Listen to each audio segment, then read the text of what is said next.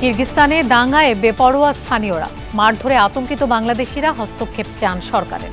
সাবধানে থাকার পরামর্শ দূতাবাসের। কাজে যেতে পারতেছি না, কোনো সব ধরনের সমস্যা হচ্ছে, বাইরে গেলে মারধর করা হচ্ছে, খাবার নেই, বাইরে যাবো আতঙ্কিত অবস্থায় আছি। প্রবাসীদের উপরে যখন যেভাবে পারছে, যাকে পাচ্ছে তার উপরেই হামলা চালাচ্ছে। অনেক স্টুডেন্টদের হোস্টেলে গিয়ে হামলা চালাচ্ছে। দাবি আদায়ে একা নয় বিএনপি, গণতন্ত্র সুশাসনের পক্ষে বলা সব দেশি বন্ধু, বলছেন নেতারা। বাস্তবতা বিবেচনায় কৌশলী যুক্তরাষ্ট্র, মত বিশ্লেষকের। যে কোনো দেশের রাজনীতির অভ্যন্তরীণ শক্তিটাই এর প্রধান নিয়ম।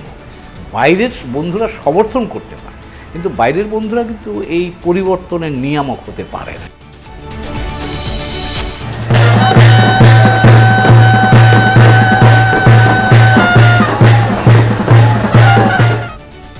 শেখ হাসিনার স্বদেশ প্রত্যাবর্তন দিবস উপলক্ষে স্বেচ্ছাসেবক লীগের র্যালি, বিএনপির হাতে কোনো ইস্যু নেই, সংবাদ সম্মেলনে ওবায়দুল কাদের।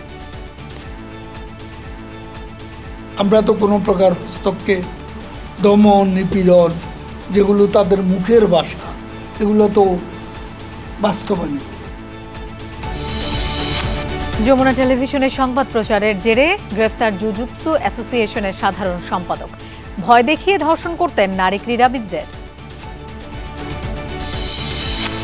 মূল্যস্ফীতি নিয়ন্ত্রণে ব্যর্থ বাংলাদেশ ব্যাংক, অর্থনীতি সেমিনারে অভিমত। বৈশ্বিক অস্থিরতা চেয়ে বেশি দায়ী অভ্যন্তরীণ নীতি। দিন দিন বসবাসের অযোগ্য হয়ে উঠছে রাজধানী সহ ছোট বড় শহর, বললেন নগর পরিকল্পনাবিদরা। নীতিমালা অনুমোদনের আশ্বাস মন্ত্রীর।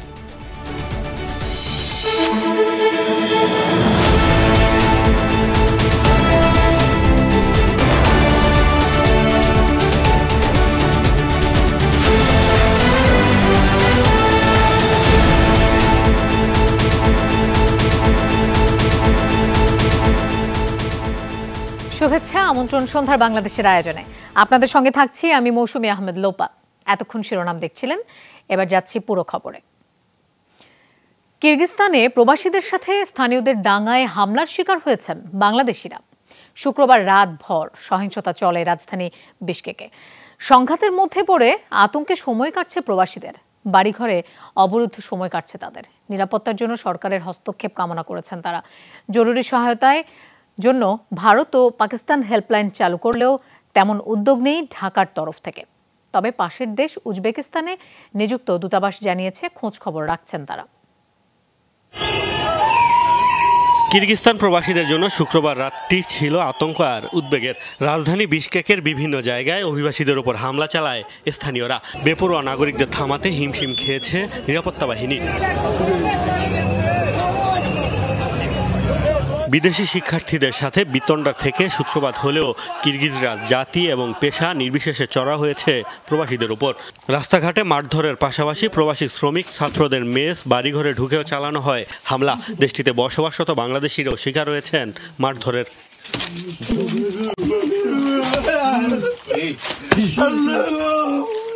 যেখানে যাকে পাচ্ছে বাঙালি, পাকিস্তানি, ইন্ডিয়ানি তাকে মারতেছে, কোনো চিন পরিচিত নাই, সবাইকে মারতেছে। আমরা গতকাল রাত থেকে নিয়ে এখন পর্যন্ত আমরা রুমের ভিতরে দরজা জানালা সবকিছু বন্ধ করে আমরা এখন পর্যন্ত বসে আছি। আমরা আতঙ্কের কারণে এখন অব্দি বের হইতে পারতেছি না। আমরা অনেকেই সেফ জোনে আছি, আবার অনেকেই সেফ জোনে নাই, অনেকেই আহত হয়েছে। প্রবাসী যারা আছি, বাংলাদেশি, পাকিস্তানি, ইন্ডিয়া, প্রবাসী বলতে যত দেশের লোকেরা আছে সবাই একটা বিশাল বিপদের সম্মুখীন অবস্থায় আছি। নাগরিকদের সতর্ক থাকতে বিবৃতি দিয়েছে ভারত ও পাকিস্তান সরকার। চালু করেছে হেল্পলাইন। শনিবার দিনের বেলা পরিস্থিতি কিছুটা শান্ত হলেও আতঙ্ক কাটেনি। হামলার ভয়ে বাড়ির বাইরে যেতে পারছেন না প্রবাসীরা। নিরাপত্তার জন্য চেয়েছেন সরকারের সহযোগিতা। বাংলাদেশ সরকারের কাছে আমার আকুল আবেদন যে এখানে যা হচ্ছে এর জন্য যেন ওনারা তাড়াতাড়ি কোনো পদক্ষেপ নেয়, যাতে আমরা একটু সেফলি বসবাস করতে পারি। এখানে বাসায় বাজার নেই, বাজার যাইতে পারতেছি না, এবং খাবার নেই, বাইরে যাবো আতঙ্কিত অবস্থায় আছি। রাস্তায় গেলেই কিরগিজ লোকাল যারা আছে তারা মারধর করছে, এবং বাসায় এসে মারধর করার অনেক ভিডিও দেখেছি এ পর্যন্ত। তা আমরা খুব আতঙ্কিত অবস্থায় আছি, কখন যেন আমাদের বাসায় আসে। বাংলাদেশি কোনো এম্বাসি বা কনসুলেট টিম না থাকার কারণে আমরা কোথাও থেকে কোনো হেল্প পাচ্ছি না।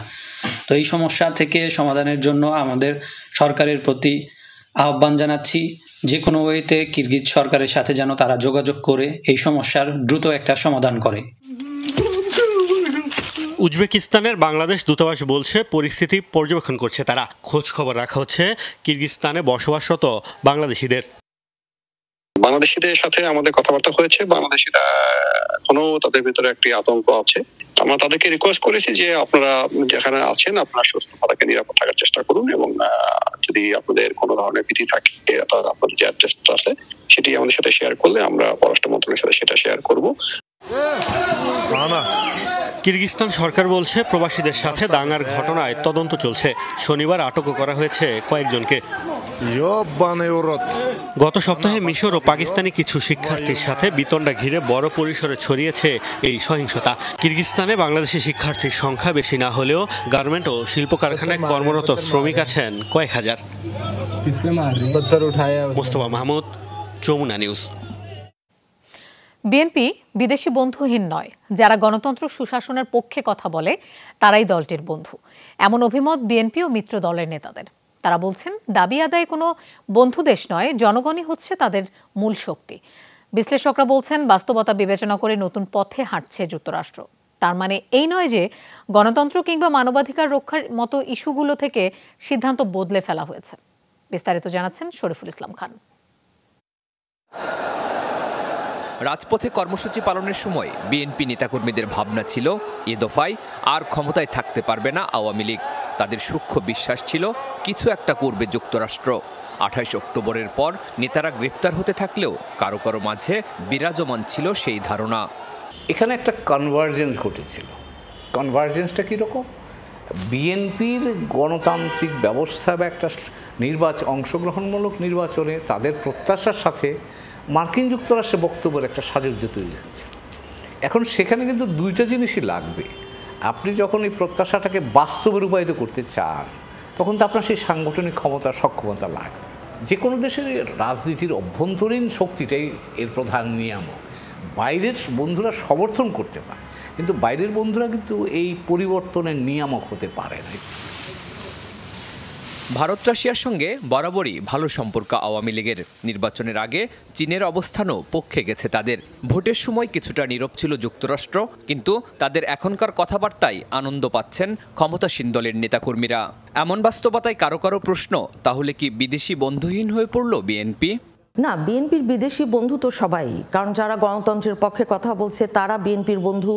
যারা সুশাসন, ন্যায় বিচার, আইনের শাসন, মানবাধিকার এগুলো নিয়ে কথা বলছে, কোনো আপোষ না গণতন্ত্র মানবাধিকারের বিষয়ে, তারা সবাই বিএনপির বন্ধু। আমেরিকান পজিশন আগে যা ছিল তার সাথে এখনকার খুব বড় কোনো চেঞ্জ দেখি না। আগেও তারা ডেমোক্রেসি, হিউম্যান রাইটস বলেছে, এখনও বলছে এবং স্ট্রংলি বলছে। আগে তারা কখনো এরকম ইঙ্গিত দেয়নি যে তারা সরকার বদলে ফেলবে। ভেতরে ভেতরে কি ছিল জানি না। বিএনপি ও তাদের মিত্রদের দাবি, ভারত, যুক্তরাষ্ট্র কিংবা চীন, রাশিয়া কারো স্থায়ী শত্রু বা মিত্র নয়। দেশগুলোর নিজস্ব স্বার্থের সঙ্গে আবর্তিত হয় তাদের বন্ধুত্বের মানদণ্ড। এখন আমেরিকার আগে কি পজিশন ছিল তাকে আমরা সবাই জানি। এমন তো হতে পারে যে আমেরিকা চাচ্ছিল যে তোমরা ইলেকশন করো। এমন তো হতে পারে আমেরিকা চাচ্ছিল যে তোমরা গণতন্ত্রের জন্য খালি গণতান্ত্রিক পথেই সংগ্রাম করো। তারা এমন হতে পারে তারা চাচ্ছিল গভর্নমেন্ট বদলাবে, কিন্তু ইন্ডিয়া যখন সিরিয়াস হয়ে গেছে তখন আর করতে পারে নাই। আবার আমি বলি, আমাদের দেশে যদি সেই আন্দোলন করত, মানে রাজপথের আন্দোলন যে পরিবর্তনকে মনে হচ্ছে আসন্ন, তাহলে আমেরিকার ভূমিকা এরকম থাকতো না। বিদেশি বন্ধুর উপর ভর করে বিএনপি কিন্তু রাজনীতি করে না। বিএনপি রাজনীতি করে বাংলাদেশের জনগণের শক্তির উপর ভর করে। আমরা জনগণের পাশে ছিলাম, আছি, ভবিষ্যতেও একইভাবে রাজপথে আমরা জনগণকে নিয়েই থাকবো, মোকাবেলা করব এই ফ্যাসিস্ট স্বৈরাচার সরকারকে। বিশ্লেষক হুমায়ুন কবির বলছেন, শুধু বাংলাদেশ নয়, জাতিসংঘের 181 দেশেই নীতি বদল করে কূটনীতি চালিয়ে যাচ্ছে যুক্তরাষ্ট্র। বাংলাদেশের ক্ষেত্রেও বাস্তবতা বিবেচনা করে সিদ্ধান্ত নিয়েছে তারা।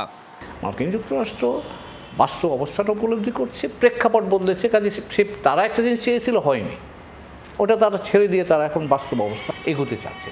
কাজে তার অর্থ এই না যে তারা যে কথাটা বলেছিল তারা সেখান থেকে সরে এসছে, সেটাও কিন্তু আসেনি। তার প্রমাণ আপনি গত কদিন আগে হিউম্যান রাইটস, তাদের অ্যানুয়াল হিউম্যান রাইটস রিপোর্টে আছে।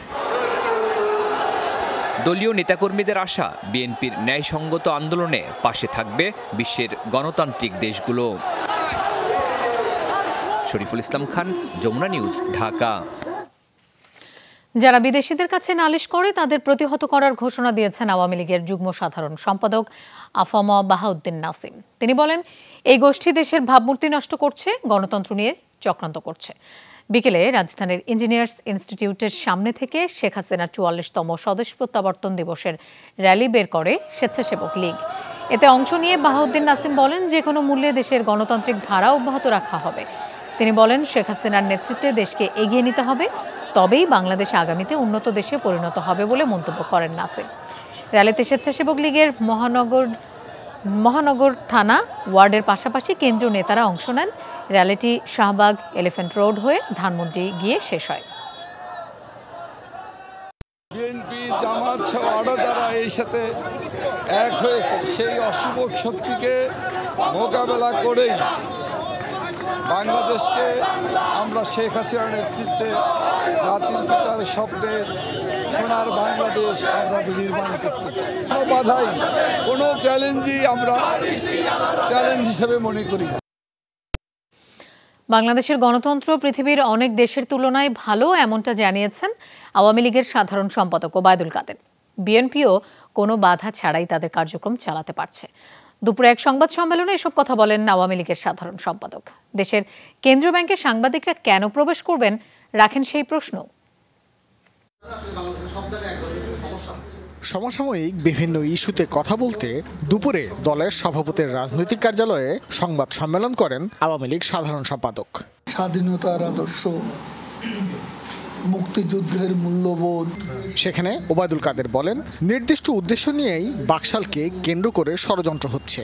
জিয়াউর রহমান অফিসিয়ালি বঙ্গবন্ধুর কাছে আবেদন করে বাকশালের সদস্য হয়েছে, সেটার কি জবাব দেবেন? কোনো ইস্যু না থাকায় গণ অভ্যুত্থান থেকে বিএনপি এখন লিফলেট বিতরণে নেমে এসেছে বলেও জানান আওয়ামী লীগ সাধারণ সম্পাদক। তারা সবার সমাবেশ করতে পারছে বিনা বাধা। আমরা তো কোনো প্রকার হস্তক্ষেপ, দমন, নিপীড়ন, যেগুলো তাদের মুখের ভাষা, এগুলো তো বাস্তবে নেই।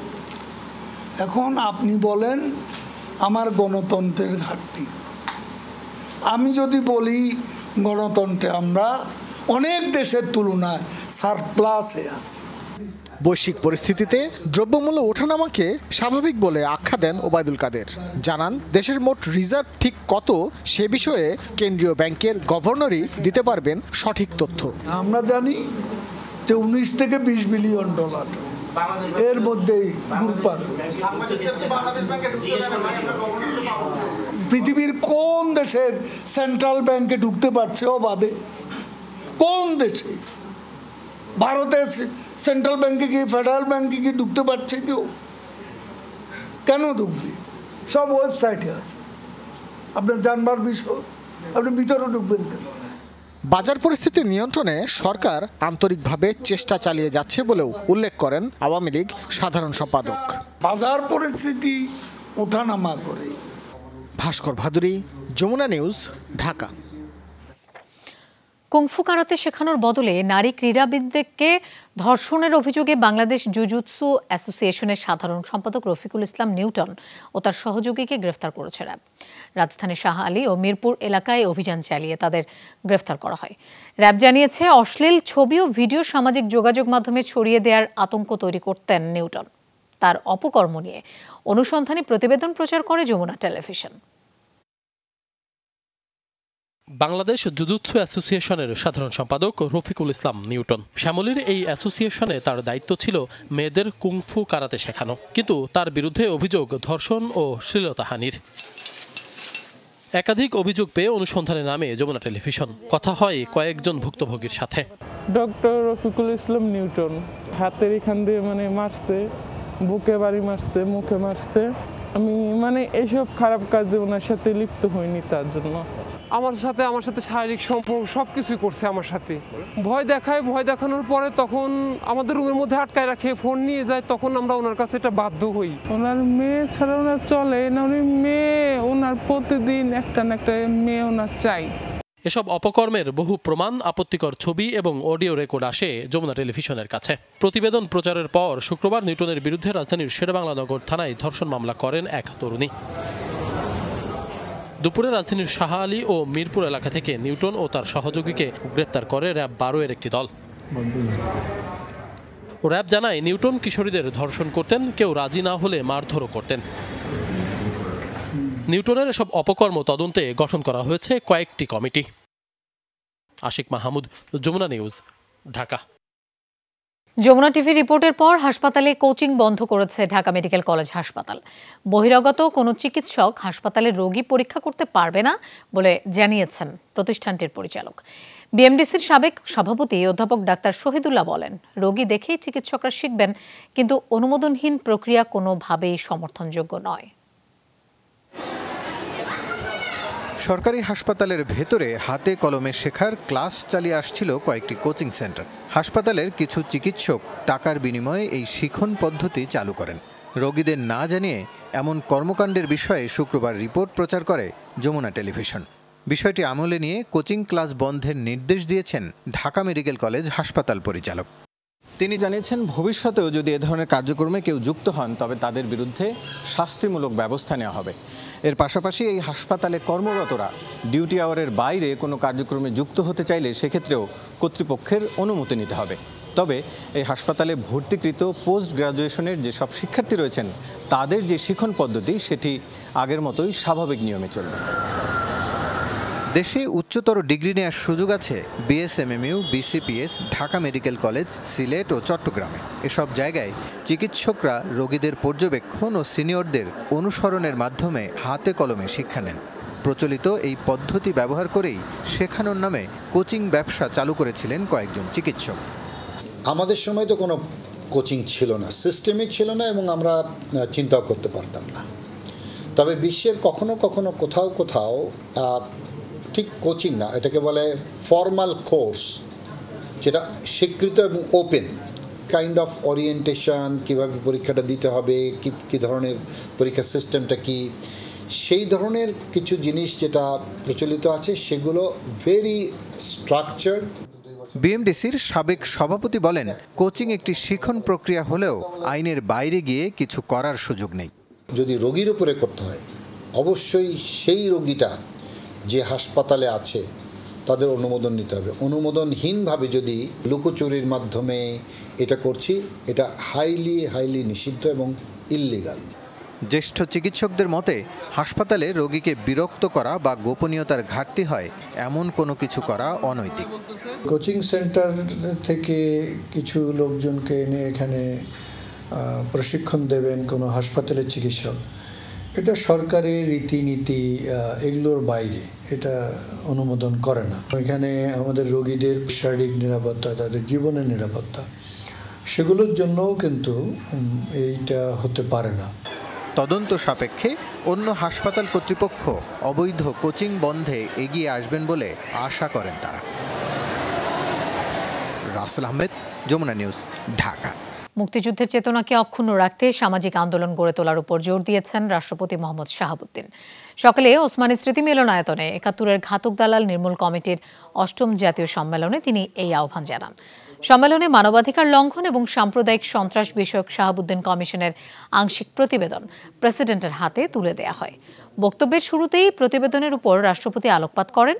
তিনি বলেন, প্রেসিডেন্ট হিসেবে নিরপেক্ষ থাকা জরুরি হলেও মুক্তিযোদ্ধা হিসেবে নিজেকে নিরপেক্ষতার খোলসে আটকে রাখা কঠিন। দ্বিতীয় ধাপের উপজেলা নির্বাচনের সময় ঘনিয়ে আসায় প্রচারণায় ব্যস্ত প্রার্থীরা, বাড়ছে সহিংসতাও। সকাল থেকে কর্মী সমর্থকদের নিয়ে প্রার্থীরা ছুটছেন ভোটারদের দাঁড়ে দাঁড়ে। উন্নয়নের নানা প্রতিশ্রুতি দিয়ে চাইছেন ভোট। এলাকা জুড়ে নির্বাচনী আমেজ। যোগ্য প্রার্থীকেই বেছে নিতে চান ভোটাররা, চান শান্তিপূর্ণ পরিবেশে সুষ্ঠু ভোট। আগামী ২১ মে দ্বিতীয় ধাপে ১৬১ উপজেলায় ভোট অনুষ্ঠিত হবে। এরপর ১১২ উপজেলায় তৃতীয় ধাপের ভোট হবে ২৯ মে।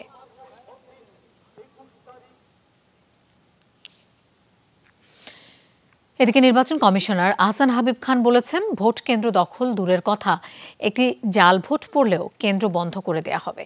সকালে ঝালকাঠি শিল্পকলা একাডেমি মিলনায়তনে বরিশাল, ঝালকাঠি ও পিরোজপুরের উপজেলা পরিষদ নির্বাচনের প্রার্থীদের সাথে মতবিনিময় সভা করেন তিনি। বলেন, নির্বাচনে পেশি শক্তির ব্যবহার অথবা কালো টাকা ছড়ানো হলে সাথে সাথেই আইন শৃঙ্খলা বাহিনীকে ডেকে ব্যবস্থা নেবে প্রিজাইডিং অফিসার। তাতেও সমাধান না হলে ভোট কেন্দ্র বন্ধ করে দেয়া হবে। প্রয়োজনে পরবর্তীতে আবারও ওই কেন্দ্রে ভোট নেওয়া হবে। যে কোনো মূল্যে অবাধ, সুষ্ঠু ও গ্রহণযোগ্য নির্বাচন নিশ্চিত করা হবে বলেও জানান ইসি আহসান হাবিব খান। বাংলাদেশ ব্যাংকের ভুল নীতি এবং সঠিক সময়ে সিদ্ধান্ত নিতে না পারায় মূল্যস্ফীতি নিয়ন্ত্রণে আনা সম্ভব হয়নি। মূল্যস্ফীতি কমাতে মুদ্রানীতির সাথে আর্থিক নীতির সমন্বয় জরুরি বলেও মনে করেন অর্থনীতিবিদরা। অর্থনীতি সমিতির দ্বিবার্ষিক সম্মেলনের দ্বিতীয় দিনের সেমিনারে এসব কথা বলেন অর্থনীতিবিদরা। মূল্যস্ফীতির প্রভাব সবচেয়ে বেশি পড়েছে দরিদ্র মানুষের উপর। স্বল্প পুঁজির ব্যবসায়ীরাও এর নেতিবাচক প্রভাব থেকে রেহাই পায়নি। অর্থনীতিতে সবচেয়ে বড় সংকটের নাম মূল্যস্ফীতি। গেল কয়েক মাস ধরেই যা 2 অঙ্কের আশেপাশে। নানা উদ্যোগ নিয়েও এটি নিয়ন্ত্রণে আনা সম্ভব হয়নি। বাংলাদেশ পরিসংখ্যান ব্যুরোর সর্বশেষ তথ্য অনুযায়ী এপ্রিলে খাদ্য মূল্যস্ফীতি আরও কিছুটা বেড়ে দাঁড়িয়েছে 10.22%, অর্থাৎ বেড়েছে খাদ্যপণ্যের দাম। বেশিরভাগ নিত্যপণ্যই স্বল্প আয়ের মানুষের নাগালের বাইরে। আয় ব্যয়ের হিসাব মিলাতে হিমশিম খাচ্ছেন অনেকেই। জনসাধারণ কোপ করতেছে। অর্থনীতি সমিতির দ্বিবার্ষিক সম্মেলনের সেমিনারেও গুরুত্ব পেয়েছে মূল্যস্ফীতির বিষয়টি। অর্থনীতিবিদরা বলছেন, মূল্যস্ফীতির চাপে নিম্ন আয়ের অনেকেই বাধ্য হয়েছে শহর ছাড়তে।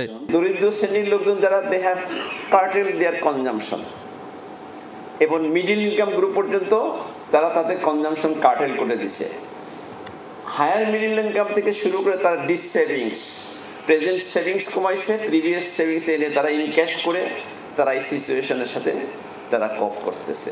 গুডসের যদি ক্রাইসিস থাকে সব সময় হিউজ পরিমাণ, তাহলে তো আমরা যত মেজার্সই নেই, ফিসক্যাল মনিটারি পলিসি যত মেজার্সই নেই, আমরা ডিমান্ড সাইড ম্যানেজমেন্ট দিয়ে ওটা পারা যাবে না, এটা হবে না। সো আমার সাপ্লাই সাইড থেকেও বিবেচনায় আনতে হবে। ইম্পোর্টেড কস্ট বেড়ে যাচ্ছে এবং ইন্টারেস্ট রেটও বেড়ে যাচ্ছে, তো সেই অবস্থায় তো কস্ট অফ প্রোডাকশন আপনার কমবে না, বাড়বে। তো ফলে আপনি এই মিজার দিয়ে আপনি কীভাবে ইনফ্লেশনকে আপনার কাট করবেন। অনুষ্ঠানে বক্তারা বলেন, মূল্যস্ফীতি নিয়ন্ত্রণের মূল দায়িত্ব বাংলাদেশ ব্যাংকের, কিন্তু সঠিক সময়ে সঠিক সিদ্ধান্ত নিতে ব্যর্থ হয়েছে নিয়ন্ত্রক সংস্থাটি। মনিটারি পলিসি দিয়ে আমার ফাইন্যান্সিয়াল স্টেবিলিটি এবং এটা সব একসাথে আমি করতে পারতেছি না, তাই না? সুতরাং এটা তো ওনার মুখ দিয়ে বেরিয়ে আসতেছে এখন, যেগুলো দিয়ে করা যাচ্ছে না। যে out of the box policy আর সারা মানে পৃথিবীতে সব জায়গাতে কিছু তো সেট পলিসি আছে। তাছাড়া প্রত্যেকটা দেশের সিচুয়েশনকে আপনি কাস্টমাইজ করে একটু পলিসি এদিক ওদিক করতে পারে, তাই না? আর উনি আউট অফ দ্য বক্স মানে না করে উনি পুরো প্রবলেমটাকে উনি ট্যাকেল। অর্থনীতিবিদরা বলেন, শুধু চাহিদা নিয়ন্ত্রণ করে মূল্যস্ফীতি কমানো সম্ভব নয়, সরবরাহ বাড়ানোর দিকেও গুরুত্ব দিতে হবে। মুদ্রানীতির সাথে আর্থিক নীতির সমন্বয় জরুরি বলেও মনে করেন তারা। কৃষি উৎপাদন। আলমগীর হোসেন, যমুনা নিউজ, ঢাকা। পরিকল্পিত নগর নীতিমালা না থাকায় দিন দিনই বসবাসের অযোগ্য হয়ে উঠছে রাজধানী সহ দেশের ছোট বড় শহর। সুযোগ সুবিধা নিশ্চিত না করতে পারায় ঢাকা অভিমুখে বাড়ছে জনস্রোত। শনিবার রাজধানীর শিল্পকলা মিলনায়তনে ছিল নগর গবেষণা কেন্দ্রের 52তম প্রতিষ্ঠাবার্ষিকীর অনুষ্ঠান। আর সেখানেই এসব কথা বলেন নগর পরিকল্পনাবিদরা। তারা জানান, নগর জনসংখ্যার 38% বাস করে ঢাকায়। এ সময় শিগগিরই নীতিমালা অনুমোদন করা হবে এমন আশ্বাস দেন স্থানীয় সরকার, পল্লী উন্নয়ন ও সমবায় মন্ত্রী মোহাম্মদ তাজুল ইসলাম। 2 কোটি মানুষের শহর রাজধানী ঢাকা। গবেষণা বলছে, মোট দেশজ উৎপাদনের প্রায় 21% খরচ হয় এই নগরী ঘিরে। কর্মসংস্থান, শিক্ষা, স্বাস্থ্যের সুবিধা নিতে প্রতিনিয়ত লম্বা হচ্ছে ঢাকামুখী মানুষের সারি। পরিকল্পনাবিদদের মতো নগরায়ন, গ্রাম শহরের সুষম উন্নয়ন নিয়ে বিস্তর আলোচনা হয় নগর গবেষণা কেন্দ্রের প্রতিষ্ঠাবার্ষিকীর অনুষ্ঠানে। মূল প্রবন্ধ পড়েন সংস্থার চেয়ারম্যান এমেরিটাস অধ্যাপক নজরুল ইসলাম। বলেন, অপরিকল্পিত নগরায়নের কারণে শুধু ঢাকা নয়, দেশের ছোট বড় শহরও হয়ে উঠছে বসবাসের অযোগ্য। দাবি জানান, দ্রুত নগর নীতিমালা অনুমোদনের। নগরায়ন বিকেন্দ্রীকরণের অপর একটি গুরুত্বপূর্ণ ধারণা হলো মেগাসিটি ঢাকা সহ অন্যান্য বড় ও মাঝারি শহরে প্রশাসনিক ও উন্নয়ন কাজে বিকেন্দ্রীকরণ করা। শহরের মধ্যে বিকেন্দ্রীকরণ, যেমন জোনাল বা ওয়ার্ড পর্যায়ে এই ধরনের বিকেন্দ্রীকরণ ব্যবস্থা বাস্তবায়ন করা আবশ্যক। নগরায়নের ভ্রান্ত ব্যাখ্যা নিয়েও হয় আলোচনা। নগর পরিকল্পনাবিদরা বলেন, ঢাকা নিয়ে এইসব চিন্তা স্থানীয় সরকারকে শক্তিশালীকরণে নেই মনোযোগ, অথচ বড় প্রকল্পের সঙ্গে বড় দায়ও তৈরি করছে রাজধানী। কানেক্টিভিটির যে সুযোগ, এই সুযোগটা রাষ্ট্রকে নিতে হবে। এই নিতে গেলে শুধুমাত্র কানেক্টিভিটি না, কানেক্টিভিটির সাথে অন্য রিজিয়নগুলোতে আমাদের যে উন্নয়ন বরাদ্দ বাড়াতে হবে সিগনিফিকেন্টলি, এবং একই সাথে যারা ব্যবসা করেন, শিল্প প্রতিষ্ঠান করেন, তাদেরকে সেখানে যেতে বাধ্য করতে হবে। স্থানীয় সরকার হাতে কোনো ক্ষমতা থাকে না, তারা না পারে তাদের নিজস্ব পরিকল্পনা করতে, না পারে সেই পরিকল্পনা বাস্তবায়নের জন্য ক্ষমতায়ন করতে অথবা কার্যকর করতে। এইভাবে করে আপনি বিচ্ছুরিত নগরায়ন অথবা আমার গ্রাম আমার শহর অথবা সত্যিকার অর্থে বিকেন্দ্রীকরণের স্বপ্ন দেখতেই পারেন, কাজ হবে না, নিশ্চিতভাবে হবে না। স্কুলে স্থান নেই, মাঠ নেই, গণপরিষদ ওভার ইউজড। আপনি যে কোনো প্রতিষ্ঠানে যান, সেখানে হাসপাতালে যান, শিক্ষা যান, সব জায়গায় অতিরিক্ত মানুষের চাপ। অনুষ্ঠানে মন্ত্রী বলেন, জোর করে বিকেন্দ্রীকরণ সম্ভব নয়, থাকতে হবে সবার অংশগ্রহণ। আমরা বলি যে we have to strengthen the local government entity, otherwise this country will not rich to the গোল, বা মানুষের আকাঙ্ক্ষা পূর্ণ হবে না। একজন ডিপটি সেক্রেটারিকে আমরা ডিসি না বানাইলে আমি কাউকে ঢাকা শহরের বাইরে পুষ্টি দিতে পারেন না। একজন জয়েন্ট সেক্রেটারি কখনো সে ঢাকার বাইরে যাবে না। তো তাইলে আপনি কি করে ঢাকাকে আপনার অফলোডেড করবেন অফ হিউম্যান প্রেশার? স্থানীয় সরকার শক্তিশালী করা এবং বিকেন্দ্রীকরণে রাজনৈতিক সদিচ্ছা জরুরি, এই অভিমত নগর পরিকল্পনাবিদদের। রিয়াজ রায়হান, যমুনা নিউজ, ঢাকা। কাঁদা ছোড়াছুড়ি না করে ডেঙ্গু মোকাবেলায় সবাইকে একযোগে কাজ করার আহ্বান জানিয়েছেন ঢাকা দক্ষিণ সিটি কর্পোরেশনের সাবেক মেয়র সাইদ খোকন। সকালে প্রেস ক্লাবে এক ব্রিফিংয়ে এসব কথা বলেন তিনি। বলেন, আরেকজনের ঘাড়ে নিজের দোষ না চাপিয়ে আগামীতে ডেঙ্গুর যে ভয়াবহ পরিস্থিতি হবে তা মোকাবেলা করার প্রস্তুতি নিতে হবে। বর্তমান মেয়রের দেয়া ডেঙ্গু রোগীর সংখ্যা নিয়ে জানান প্রতিবাদ। বলেন, বর্তমান মেয়রের দেয়া তথ্য ভুল। ব্রিফিংয়ে তিনি আরও বলেন, সিটি টোলের নামে কাঁচা বাজারের চাঁদাবাজি বন্ধ করতে হবে। চাঁদাবাজি বন্ধ হলে স্বল্প আয়ের মানুষের হাতের নাগালে আমিষ জাতীয় পণ্যগুলো আসবে বলেও জানান তিনি। বঙ্গোপসাগরে দেখা দিয়েছে লঘুচাপের সম্ভাবনা, যা ২০ তারিখের পর ঘূর্ণিঝড়ে পরিণত হতে পারে, এমন পূর্বাভাস দিয়েছে ঝড় সতর্কীকরণ কেন্দ্র।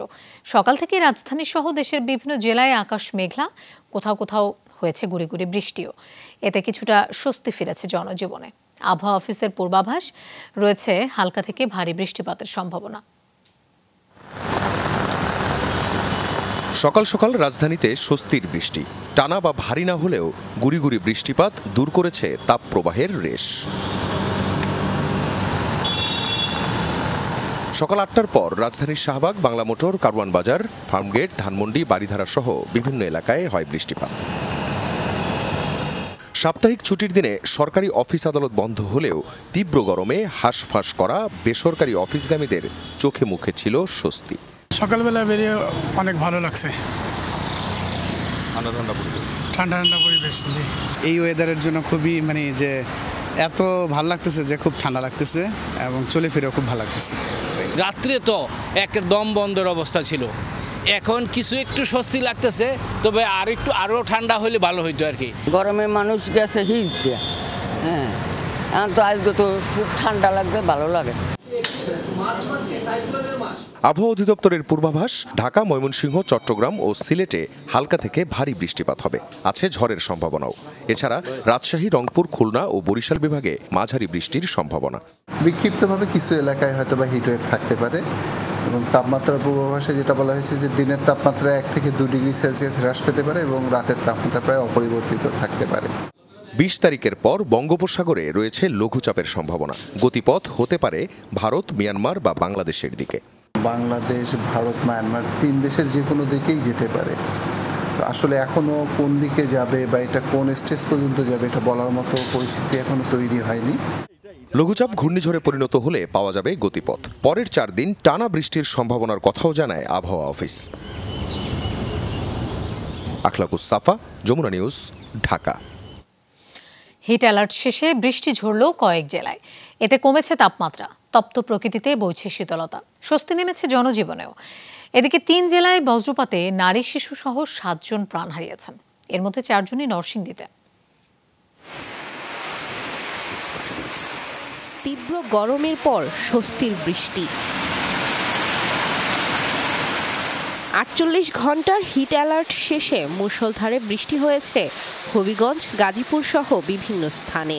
সাথে ছিল মেঘের গর্জন ও দমকা হাওয়াও। এতে শীতলতা প্রকৃতিতে, জনজীবনে নেমে এসেছে প্রশান্তি। প্রচণ্ড তাপদাহ গেছে। এই বৃষ্টির কারণে যারা ছোট বাচ্চা আছে, বৃদ্ধ আছে, তাদের জন্য খুবই উপকার হয়েছে। প্রচুর গরম ছিল, আজকে ভোর থেকে বৃষ্টি হচ্ছে, আমরা আসলে খুব শান্তি পাচ্ছি। এই বৃষ্টিটা হওয়া খুবই দরকার ছিল। নরসিংদীর চরাঞ্চল আলোকবালি এলাকা।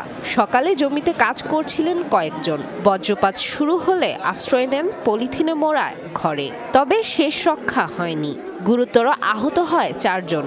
হাসপাতালে নেয়ার পর নারী শিশু সহ ৩ জনকে মৃত ঘোষণা করেন চিকিৎসক। জেলার হাজিপুর এলাকায় বজ্রপাতে মারা গেছে আরও একজন।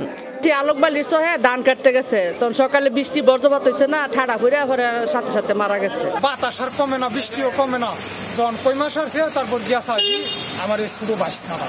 আর এটার ভিতরে আরো 3-4 জন আসছিল, তারা অজ্ঞান ফুরে তারা ঘোরা পরে আপনার এই জায়গায় আপনার একটা লোক জায়গাতে মারা গেছে, আর মানে আনতে গিয়ে আর 2 লোক মারা গেছে, 3 লোক মারা গেছে। মাঠে কাজ করার সময় বজ্রপাতে 2 শ্রমিক প্রাণ হারিয়েছে টাঙ্গাইলের কালীহাতিতে।